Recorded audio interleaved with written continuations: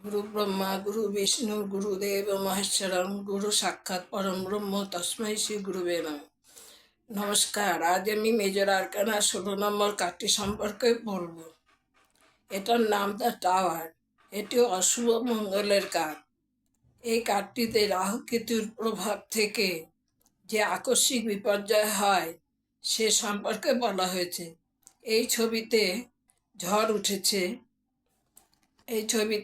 উঠেছে এবং থুতু পড়ছে, আকাশে বিদ্যুৎ চমকাচ্ছে, একটি বিশাল টাওয়ার, তার মাথায় বাজ পড়েছে, চারিদিকে কালো অন্ধকার, টাওয়ারের মাথায় আঘাত লেগেছে, মুকুটটা দূরে পড়ে গেছে।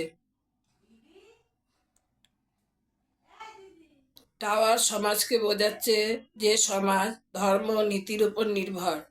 শিখা বেরিয়ে আছে, দুটো মানুষ জানালা দিয়ে পড়ে যাচ্ছে, তাদের মুখে ভয় কাজ করছে। এই কার্ড ভুল ভাঙাচ্ছে।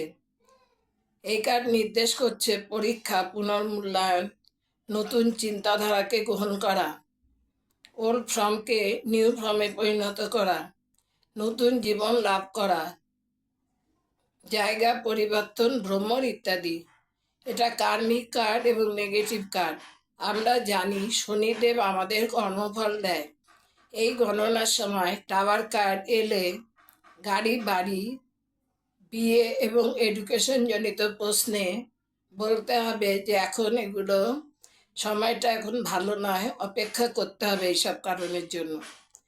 এই সময় মানুষকে সবার সাথে ভালো ব্যবহার করতে হবে। একমাত্র ফায়ার রিলেটেড কোনো কাজ করা যেতে পারে, ব্যবসা করা যেতে পারে, বিশেষ ভালো রেজাল্টও হবে না। এখানে বেশি পরিমাণে আছে ব্ল্যাক, অ্যাশ, অল্প পরিমাণে হলুদ ও আকাশি এবং লাল। কালো রং নির্দেশ করছে নেগেটিভ এনার্জি, ইলুশন। অ্যাশ নির্দেশ করছে যে কোনো ধরনের ব্লকেজ। হলুদ রং অপটিমিজম নির্দেশ করছে।